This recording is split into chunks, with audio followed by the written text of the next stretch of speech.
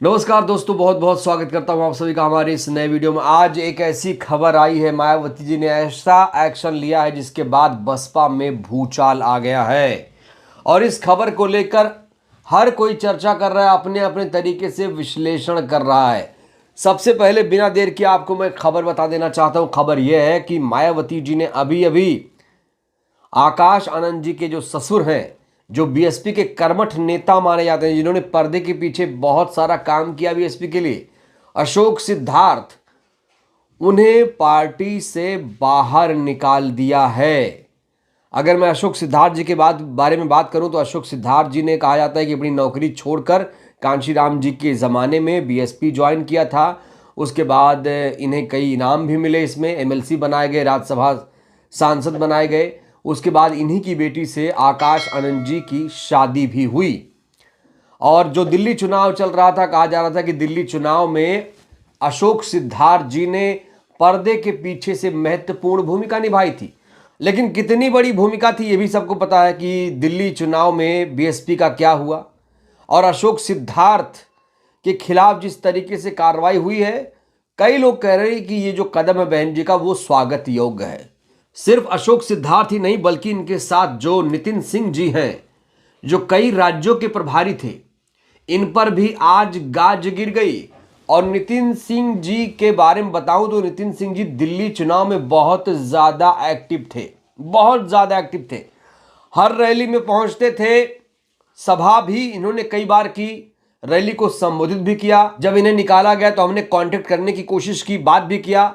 इन्होंने कहा कि बहन जी ने जो फैसला लिया वो सही फैसला है, हम उनके फैसले पर कुछ भी नहीं कहेंगे। उन्होंने कुछ भी कमेंट करने से इनकार कर दिया। फोन पर हमारी नितिन सिंह से बातचीत हुई है, उन्होंने कहा कि बहन जी ने जो किया सही किया, मैं कुछ नहीं कहना चाहता हूं। अगर मैं नितिन जी के बारे में बात करूं तो कहा जाता है कि ये राजस्थान, हरियाणा, दिल्ली के चुनाव प्रभारी थे। और सबसे बड़ी बात, नितिन सिंह जी राष्ट्रीय कोऑर्डिनेटर थे। नितिन सिंह जी उत्तर प्रदेश के मेरठ के रहने वाले बताए जा रहे हैं। वैसे अगर मैं आज के दिन की बात करूं, आज मायावती जी ने 3 ट्वीट किए हैं लगातार। 3 घंटे के अंदर 3 ट्वीट्स मायावती जी ने किए हैं। पहला ट्वीट उनका था गुरु रविदास जयंती के मौके पर, एक प्रेस रिलीज उन्होंने जारी किया है। दूसरा ट्वीट उनका कुशीनगर जिला प्रशासन द्वारा हाटा थाना क्षेत्र में स्थित मदनी मस्जिद के कथित अवैध निर्माण को तोड़े जाने को लेकर आया था।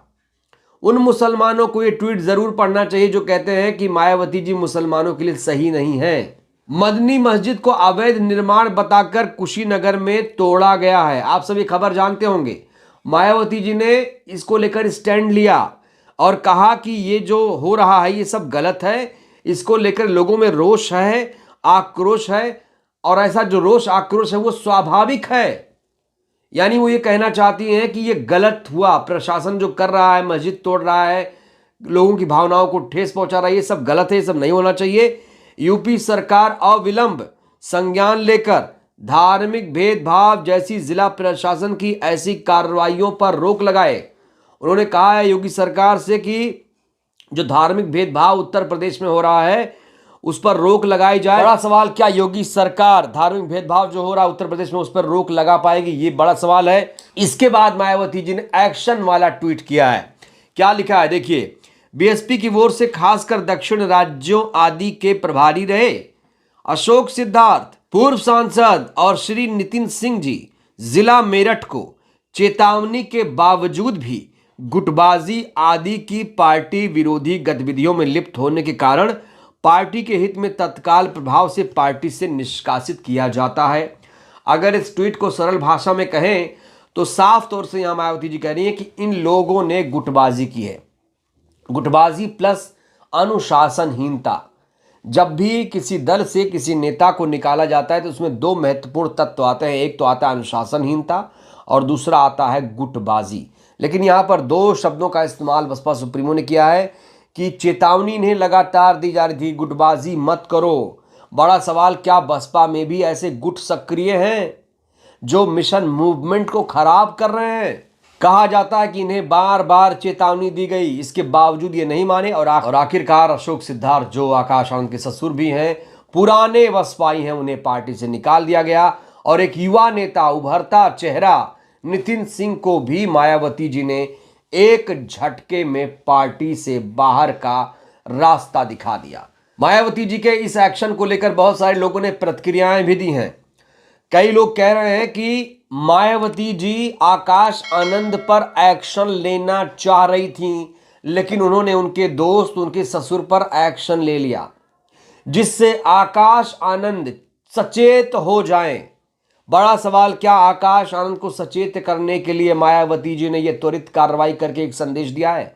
क्योंकि याद करिए, आकाश आनंद को भी मायावती जी उनके पद से मुक्त कर चुकी हैं। याद होगा आपको 2024 का वाकया, बार बार नहीं दोहराऊंगा। 2024 में मायावती जी ने उन्हें पदों से मुक्त कर दिया था और आज जिस तरीके से कार्रवाई हुई है, उनके खास दोस्त, उनके ससुर के खिलाफ जिस तरीके से कार्रवाई हुई, उसका अर्थ लोग निकाल रहे हैं कि अगला नंबर आकाश आनंद का हो सकता है। लेकिन यह कहना दोस्तों अभी बहुत जल्दबाजी हो जाएगी। जब तक कार्रवाई ना हो, जब तक कोई ऐसा ट्वीट ना आए, जब तक कोई ऐसा आदेश ना आए, विज्ञप्ति ना आए, यह कहना बहुत मुश्किल है। जैसे ही मायावती जी ने 2 बड़े नेताओं को पार्टी से निकाला, बहुत सारे लोग रिएक्शन दे रहे हैं। एक रिएक्शन आया सैयद कासिम जी का, जो बहुजन पत्रकार है। उन्होंने एक्स पर ऐसा लिखा जिसके बाद कई लोग उनके ऊपर भी सवाल खड़े करने लगे। मायावती जी के ट्वीट को कोट करते हुए सैयद कासिम ने लिखा है, अंततः यानी आखिरकार, फाइनली बसपा के ताबूत में आखिरी कील ठुक गई। अब ये जो ट्वीट किया है सैयद कासिम जी ने, इसके बहुत सारे मायने हैं। इन्होंने ऐसा क्यों लिखा, ये बड़ा सवाल है। हालांकि इनको कुछ लोग जवाब भी दे रहे हैं। दीपक कह रहे हैं कि आखिर आप क्या समझते हो बसपा को?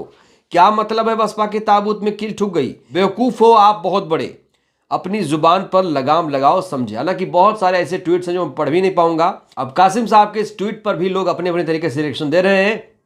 और वीरेंद्र ने लिखा है, हमें तो लगता है आकाश आनंद का आगरा पहुंचना बहुत बुरा लगा। अशोक सिद्धार्थ के साथ बहन जी को शायद यही नतीजा है उनका निष्कासन। जीतू रजौरिया ने लिखा, गुटबाजी के चलते पूर्व राज्यसभा सांसद प्रदेशों के प्रभारी अशोक सिद्धार्थ को आज पार्टी से निकाल दिया गया। बहन जी का संदेश साफ है, होगा रिश्तेदार घर का, पार्टी और मिशन में कोई रिश्तेदारी नहीं। कुशवेंद्रा प्रताप ने कहा है कि बहन जी आपने बसपा को खत्म करने की कसम खाई है, एक एक करके सभी बड़े नेताओं को बाहर कर रहे हैं, मेहनती लोगों को बाहर कर दिया, चाटुकारों को गद्दी पर बिठाया हुआ है। जनता से आप और आपका भतीजा दूर हो, फिर जनता को बोलते हो कि वोट नहीं देते। वोट के लिए जनता के बीच आना होगा। एक ट्वीट है पवन जी का, लास्ट ट्वीट में पढ़ना चाहता हूं आपके लिए। आदरणीय बहन जी, आपसे विनम्र निवेदन है कि मुनकाद अली, सूरज सिंह जाटव, शमशुद्दीन राइन और नौशाद अली को सभी पदों से मुक्त किया जाए। इन्हें यूपी विधानसभा चुनाव लड़ने के लिए कहा जाए।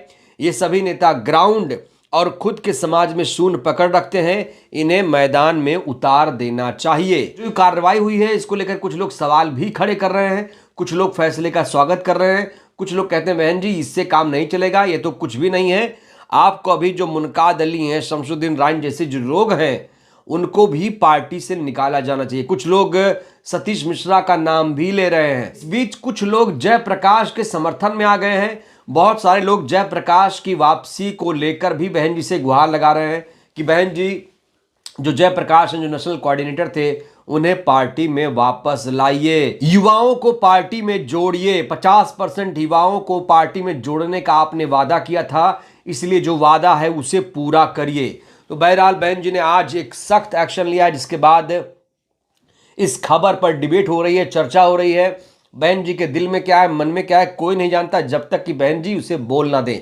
अब जो लोग कह रहे हैं कि आकाश आनंद को निकाल देंगे, ये कहना दोस्तों बहुत मुश्किल है। लेकिन बहुत सारे लोगों की ये मांग है कि जो निष्क्रिय नेता हैं बसपा में, उन्हें निकाल फेंका जाए, तभी पार्टी का जो जनाधार है बढ़ेगा, तभी पार्टी आगे बढ़ेगी। 2027 में पार्टी का सपना पूरा होगा। युवाओं को पार्टी में जोड़ा जाए, आकाश आनंद को बड़ी जिम्मेदारी दी जाए, आकाश को फ्री हैंड किया जाए, ऐसा किया जाए उनके साथ कि वो कोई फैसला ले पाएं। बहरहाल इस वीडियो में इतना ही। बहन जी के इस एक्शन को आप कैसे देखते हैं, आप क्या डिमांड करना चाहते हैं, ये बहन जी का फैसला आपको कैसा लगा, प्रतिक्रिया दीजिएगा। बहुत बहुत धन्यवाद।